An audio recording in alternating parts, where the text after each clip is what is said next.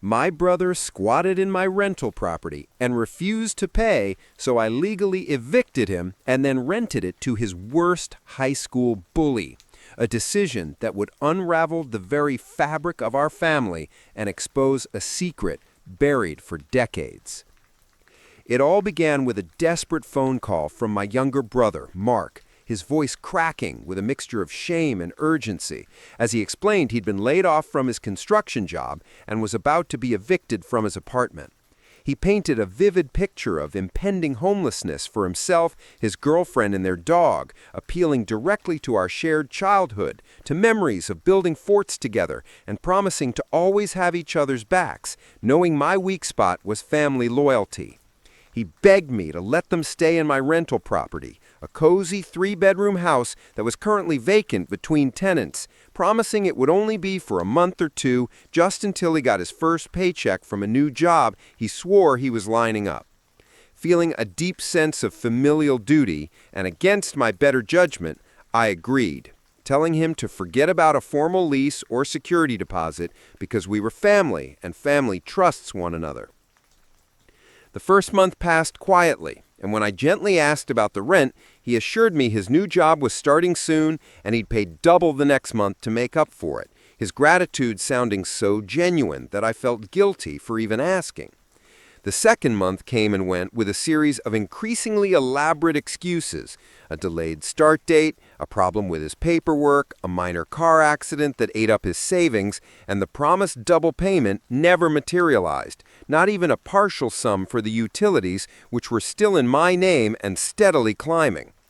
By the third month, my calls began going straight to voicemail, and my texts were met with one-word answers or complete silence, while social media posts showed him and his girlfriend enjoying concerts and weekend getaways, a clear indication that his financial situation wasn't as dire as he had claimed.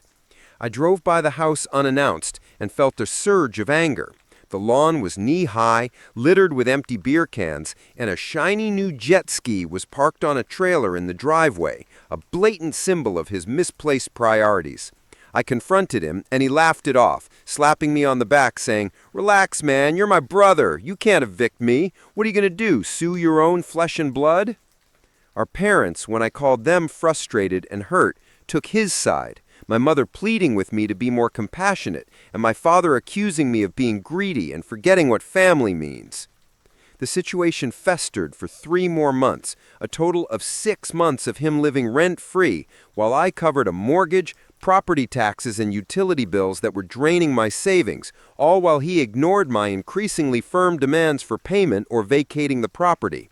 His girlfriend began sending me nasty texts, accusing me of harassing them and trying to make them homeless, twisting the narrative to make me the villain in their fabricated drama. And our parents continued to pressure me to just let it go. The final straw was a notice from the city about the uncut grass and a neighbor's complaint about loud late-night parties, which threatened me with fines. When I told Mark, he told me to handle it and blocked my number.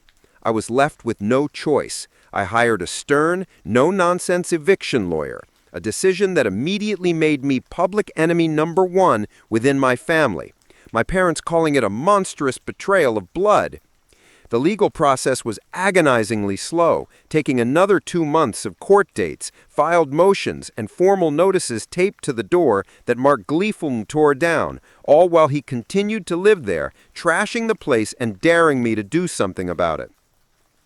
The day of the official eviction, carried out by a stoic sheriff's deputy, was one of the most emotionally draining days of my life. I stood across the street, watching as Mark screamed obscenities at me, calling me a soulless pig, while his girlfriend filmed everything on her phone, undoubtedly to edit and post online. After they finally left, leaving behind a house filled with garbage, broken furniture, and a stench of neglect, I went inside to survey the damage, my heart sinking at the thousands of dollars in repairs needed, holes punched in walls, carpet stained beyond cleaning, and appliances destroyed. As I was hauling out bags of their discarded junk from the attic, my hand brushed against a loose floorboard under the insulation, and beneath it I found a small metal lockbox that had been hidden away, its key long gone.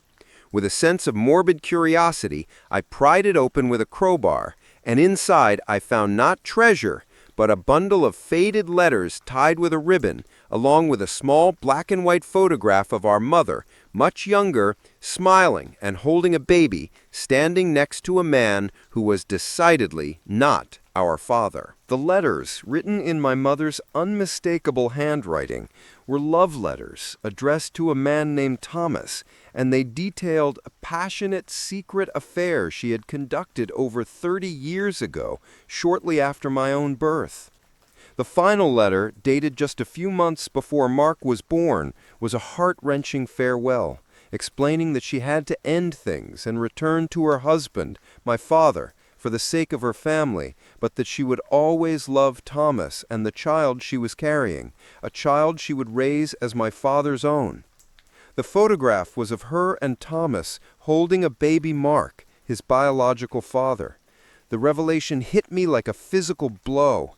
My brother, the one I had shared a room with, fought with, and loved my entire life, was my half-brother, and our parents had built our entire family on this massive, foundational lie. All their pressure, all their demands for me to show family loyalty to Mark took on a horrifying new meaning. They were protecting their secret, guilting me into compliance to prevent any conflict that might cause their carefully constructed world to implode.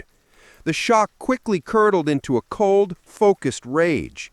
They had manipulated me my entire life, using the concept of family to enforce silence and compliance, all while hiding this enormous truth. Mark's sense of entitlement, his belief that he could take whatever he wanted without consequence, suddenly made a twisted sense of view. He had been the golden child, the secret that had to be protected at all costs. I decided that a simple eviction was no longer sufficient justice. I needed a revenge that would truly make him understand the pain of betrayal, a punishment that would haunt him every single day. I remembered his high school nemesis, Tyler, a loud, boisterous guy who had mercilessly bullied Mark for years about his weight and his shyness, a childhood trauma Mark still referenced whenever he wanted to play the victim. I discovered Tyler now owned a successful but notoriously loud auto detailing and stereo installation business and was looking for a new, larger location. I reached out to Tyler, offering him the newly renovated rental property at a significantly below-market rate, with only one unusual condition written into the lease, that he operate his business from the home, including the installation of car stereos with their inevitable bass-thumping tests. I drove by Tyler's current shop to hear the noise level for myself and knew it was perfect. The constant thump of music and revving engines would be inescapable for Mark, who lived directly across the street in a modest house he'd finally managed to buy a year prior. The day Tyler moved in with his fleet of tricked-out cars and massive speakers, I parked down the block and watched as Mark came out of his house, his face a mask of confusion that quickly mortared into pure, unadulterated fury when he recognized his childhood tormentor. He immediately called me, screaming so loudly I had to hold the phone away from my ear, demanding to know what I had done, hurling insults and threats. I calmly let him exhaust himself, and when he finally paused for breath, I said, "You should really talk to Mom and Dad. Ask them why family loyalty was so incredibly important when it came to you." The fallout was immediate and nuclear. Mark confronted our parents, and the decades-old secret exploded into the open, causing a seismic rift in our family. My parents were furious with me for exposing the truth in such a cruel and public way, but I was past caring about their approval. Mark, now aware of his true paternity and feeling his entire identity had been a lie, spiraled, his relationship with our parents shattered beyond repair. He had to live each day facing the physical manifestation of his deepest childhood humiliation, a constant, noisy reminder of the consequences of his actions and the lies that enabled them. My revenge was complete, but the victory was hollow, leaving our family fractured and me ostracized, yet finally free from the toxic weight of their secrets and the oppressive demand for loyalty that was never truly meant for me. I had won the battle, but the war cost me the family I thought I had, leaving me only with the cold comfort of the truth.